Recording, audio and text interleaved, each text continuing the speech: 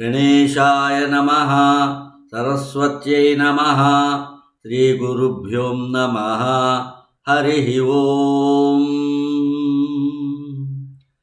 జ్ఞానప్రదీపిక ఛానల్ని వీక్షిస్తున్న యూట్యూబ్ ప్రేక్షకులందరికీ జ్ఞానప్రదీపిక ఛానల్ తరఫున పాతూరి జ్ఞానేశ్వర శర్మ నమస్సుమాంజలులు. భగవాన్ శ్రీ సత్యసాయి బాబా వారి ప్రబోధముల వెలుగులో కీర్తిశేషులు బ్రహ్మశ్రీ పాతూరి ప్రసన్నం గారు రచించిన సేవాయోగంలోని 11వ భాగం సేవా సాధన సేవాయోగ సూత్రావళి అనే అంశాన్ని గురించి తెలుసుకుందాం. 1970లో నవంబరు నెలలో 20, 21, 22 తేదీలలో ప్రశాంతి నిలయంలో 4వ అఖిల భారత సేవాదళ సమ్మేళనం జరిగింది. ఆ సందర్భంలో భగవాన్ బాబావారు 4 దివ్య ఉపన్యాసాలను సేవా సాధకులకు అనుగ్రహించారు. సేవ అనేది ఆత్మ సాక్షాత్కార సాధనమని, దైవ సందర్శన యోగమని ఆ ప్రసంగాలలో ప్రబోధించారు. ఈ దివ్యోపన్యాసాలు సేవా సాధన అనే పుస్తకంగా వెలువడినాయి. సాయి సేవకులు ఈ ప్రసంగాలను క్షుణ్ణంగా చదవాలి, సారాన్ని గ్రహించాలి, సేవాతత్వాన్ని తెలుసుకుని ఆచరించాలి. ఇలా ఆచరించగలిగినప్పుడే సేవా సాధకులు భగవాన్ శ్రీ సత్యసాయి బాబా వారి ధర్మ సంస్థాపన కార్యక్రమంలో ఉపకరణాలుగా తమ పాత్రలను నిర్వహించగలరు అని శ్రీ ఎన్ కస్తూరి గారు తమ పీఠికలో వ్రాశారు. సేవా సాధన అనే దివ్య ఉపన్యాసముల సారాంశం ఇది. దివ్య ప్రసంగం 1. సేవా సాధకుడు క్రమశిక్షణ అలవర్చుకోవాలి. క్రమశిక్షణ లేకపోతే ఏ సాధన ఫలించదు.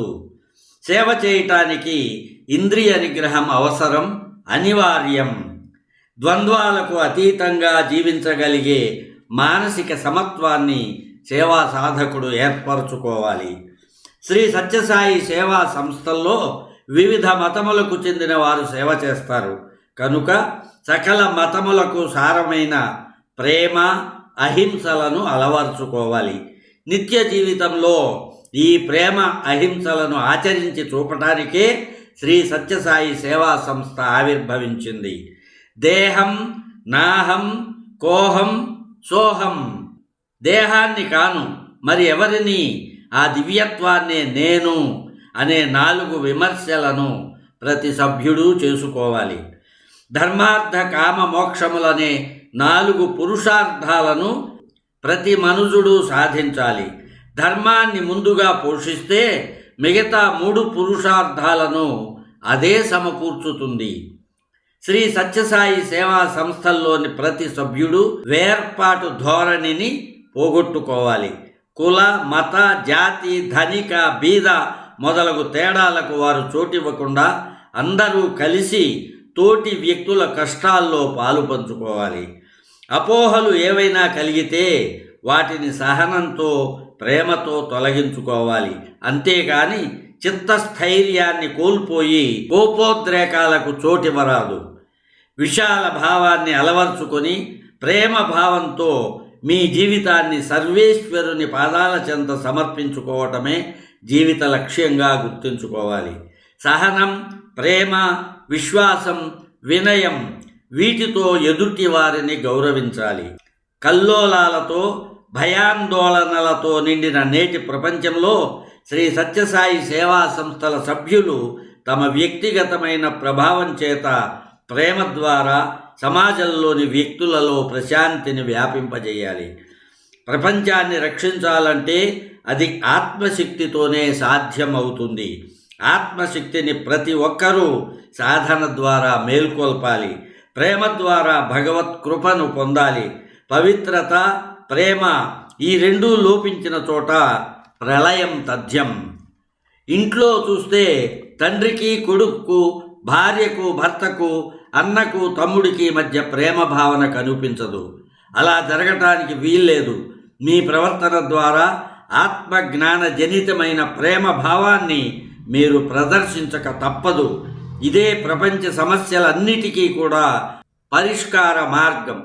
మరుక్షణంలో ఏం జరుగుతుందో ఊహించలేక భయంతో మనుష్యులు బ్రతుకుతున్నారు. వారికి దోవ చూపించే దీపాలుగా మీరు ప్రవర్తించాలి. అదే నెరవేరితే ఇంకా మీకు జపతపాలతో పని లేదు. నరరూప నారాయణులను సేవించడం ద్వారా తప్పక భగవత్ కటాక్షం మీకు లభిస్తుంది.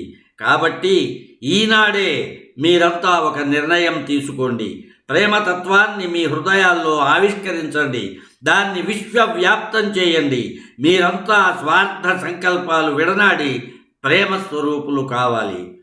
నాకు ఏ జిల్లాలో అధిక సంఖ్యలో సమితులున్నాయనేది ముఖ్యం కాదు.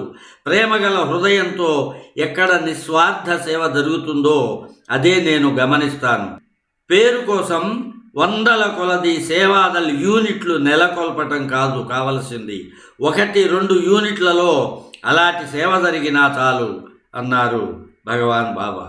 మీలో తొలగించుకోవాల్సిన దుర్గుణాలు ఉన్నాయి, అలాగే అలవర్చుకోవాల్సిన సుగుణాలు ఉన్నాయి.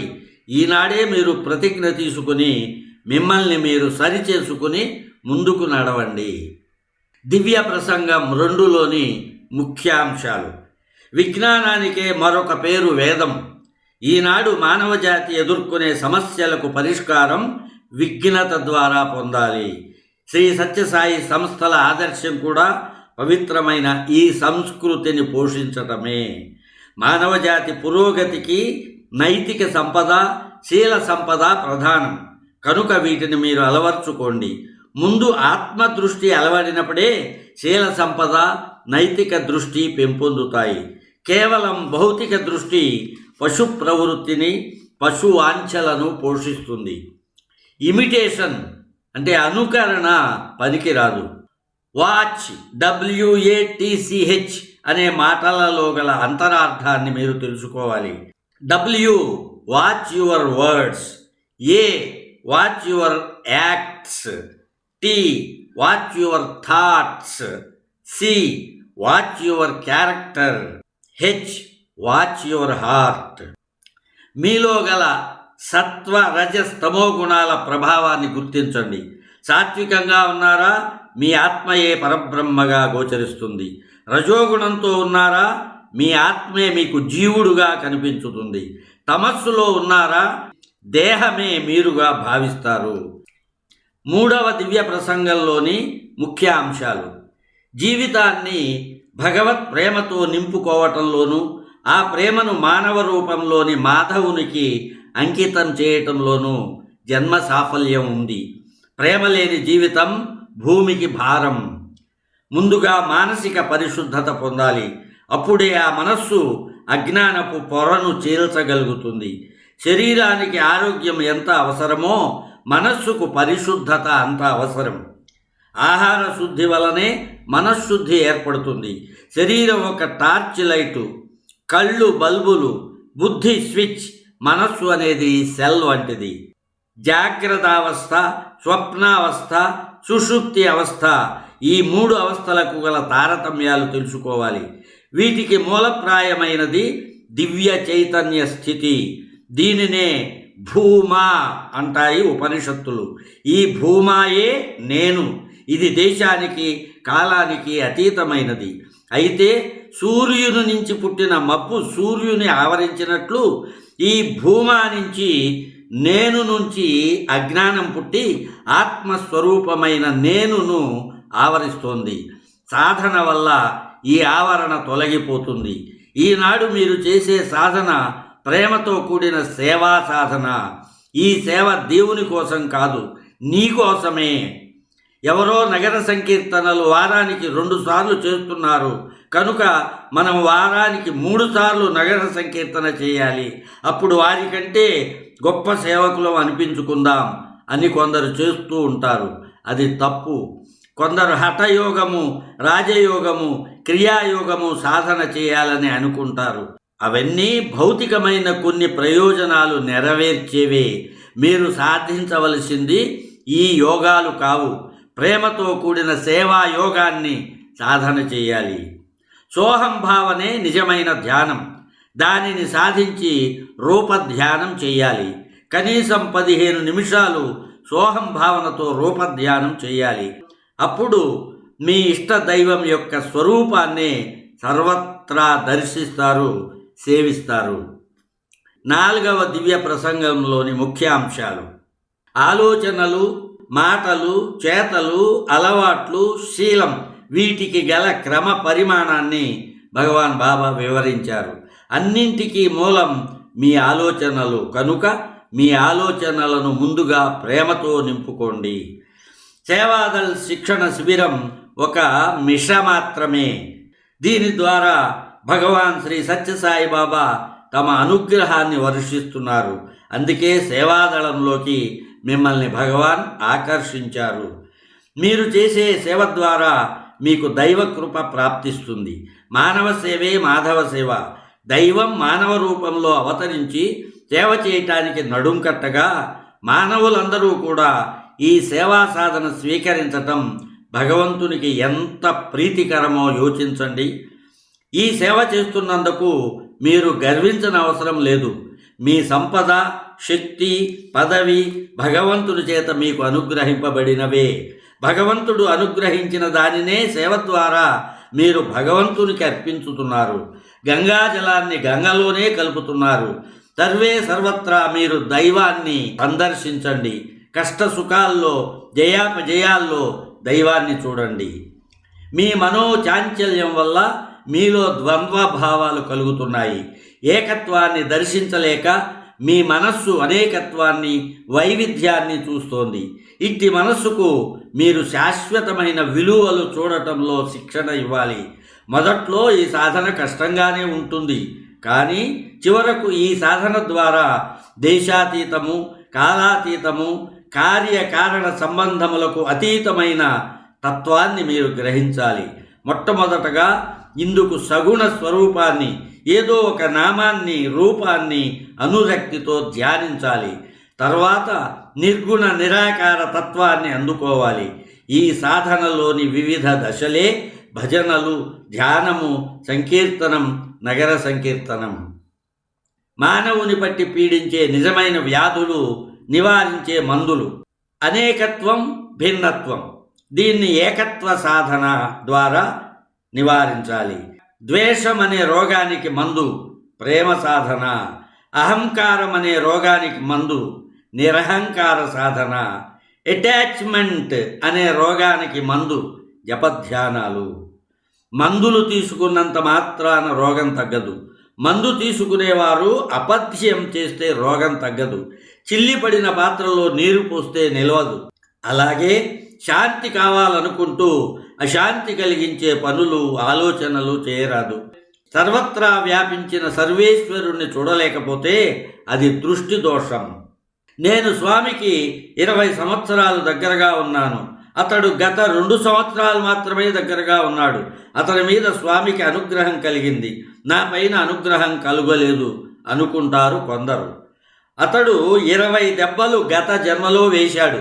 ఈ జన్మలో 2 దెబ్బలతోనే అతనికి నిధి దొరికింది. కాబట్టి కృపాసిద్ధి కోరే ముందు మీ మనస్సును, మీ ఆలోచనలను సరైన తీరుగా మలుచుకోండి. యద్భావం తద్భవతి. పచ్చిగా ఉన్న పిందె పక్వమయి మధుర ఫలం అవుతుంది. అలాగే ఇంద్రియాలతోటి గల సంపర్కాన్ని విడదీసి మీ మనస్సుకు పరమేశ్వరునితోటి సాంగత్యాన్ని అలవరచండి. దివ్యమైన ఆనందం లభిస్తుంది.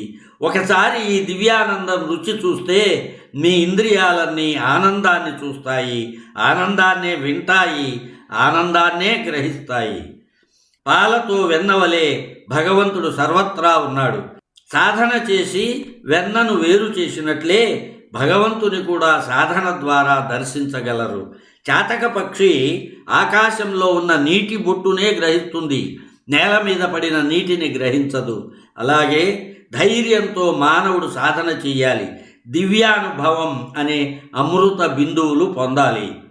ఎంతో సాహసంతో ఆధ్యాత్మిక సాధనలో పురోగమించాలి. లోకాన్నంతటినీ నీవు జయించగలిగినా నిన్ను నీవు జయించుకోవటం చాలా కష్టం. ఈ కష్టతరమైన సాహసమే చీకటి నుండి వెలుగులోకి, అసత్యం నుంచి సత్యంలోకి, మరణం నుంచి అమరత్వంలోకి జరిపే ప్రయాణం. ఈ ప్రయాణానికి స్త్రీలు, పురుషులు అనే తేడాలు లేవు. నేను ఎల్లెడలా ఉన్నానని, అంతటినీ చూస్తున్నానని మీరు గ్రహించితే మీ సాధనలో నిజాయితీ, చిత్తశుద్ధి, క్రమశిక్షణ అలవరుతాయి.